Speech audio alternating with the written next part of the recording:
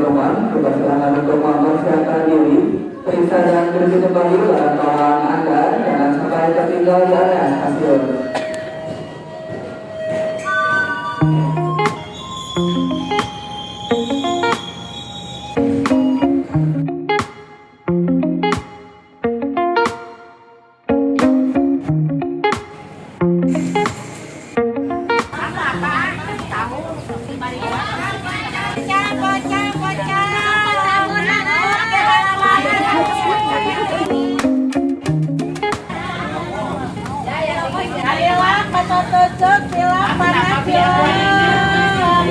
Oh, kirain teh mendinginkan hati saya.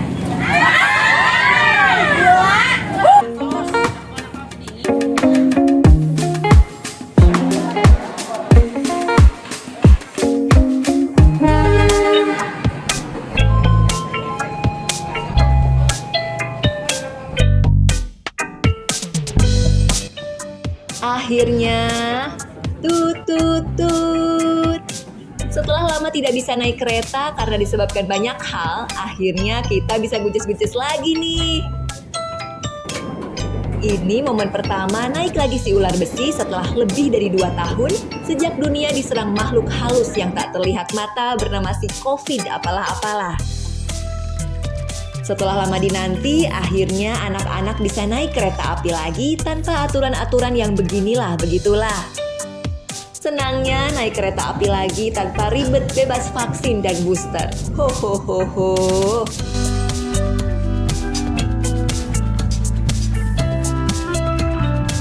Sejak Juni 2023, aturan naik kereta api memang diperlonggar. Aturannya tidak seketat dulu. Kita diperbolehkan tidak pakai masker, dan walaupun dianjurkan sudah vaksin sampai booster keempat, tetap saja kita bisa lenggang kangkung masuk stasiun. Kita tidak ditanya tuh apakah sudah vaksin atau belum. Tinggal tunjukkan tiket, lalu masuk. Segampang itu. Beli tiketnya pun kita tak perlu ribet. Daftar online dong, tak perlu ke loket yang terkadang harus antri. Nanti pas di hari H, tinggal cetak tuh tiket di tempat yang sudah disediakan. Beres, semudah itu. Walaupun aturannya kita dianjurkan membawa hand sanitizer, tetap gak ditanya juga kok sama satpam. Gak ujug-ujug dicegat, lalu ditanya, bawa buat cuci tangan gak? Gak, sama sekali gak ada yang ribet-ribet. Lancar jaya baya pokoknya mah. Selamat siang dan selamat datang kami ucapkan kepada para penumpang kereta api Lodaya. Sebelum dilanjut, boleh atuh di-subscribe dulu channel Jalur Alternatif ini.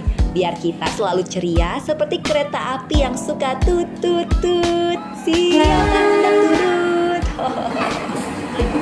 Hatur nuhun atas subscribe dan dukungan dari semua dulur Jalur Alternatif. Ada banyak alasan kenapa kita memilih naik kereta api ketimbang yang lain. Satu di antaranya adalah pemandangan.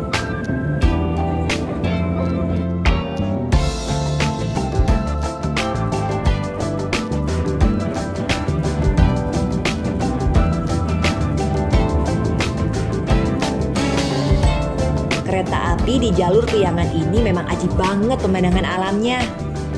Tak heran seorang aktor asal Inggris, Charlie Chaplin, jatuh hati pada tanah Pasundan. Bersama kakak dan rombongan pada tahun 1930-an, Chaplin melakukan perjalanan ke Garut dengan menggunakan kereta api dari Bandung.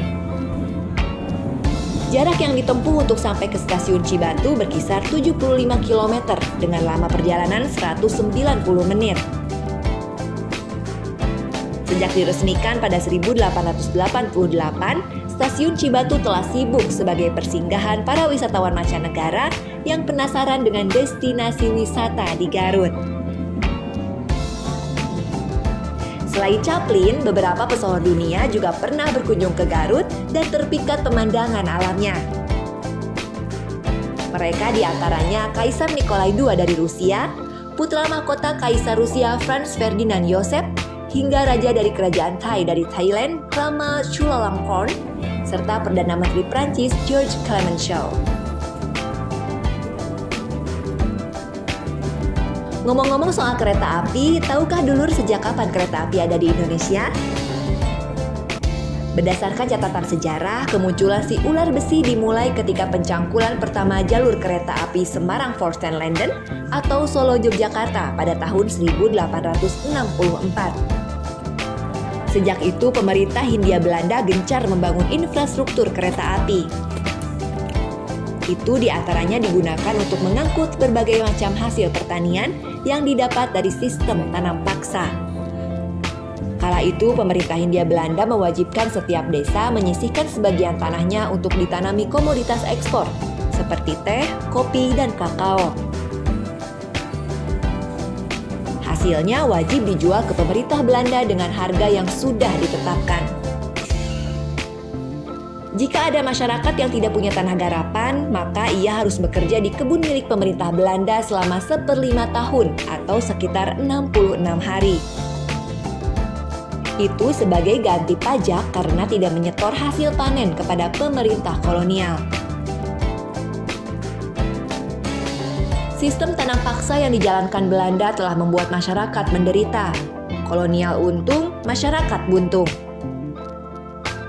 Tak heran pemerintah Hindia Belanda gencar membangun kereta api sebagai moda transportasi utama untuk mengangkut hasil-hasil pertanian. Selain di Jawa, pembangunan jalur kereta api juga dilakukan di Aceh, Sumatera Utara, Sumatera Barat, Sumatera Selatan, dan Sulawesi.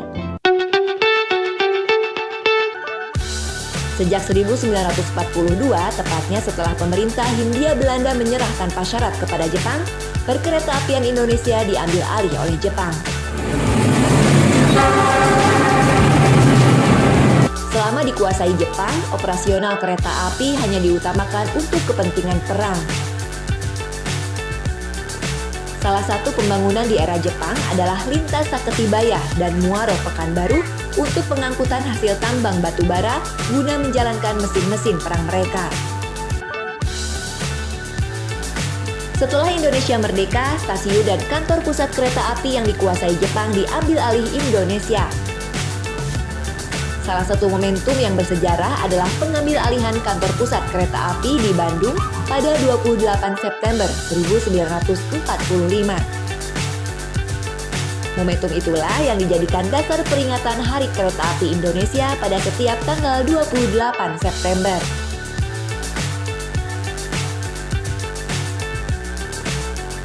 Gegap gempita soal kereta api kembali mencuat saat pemerintah Indonesia akan membangun kereta cepat jurusan Bandung-Jakarta.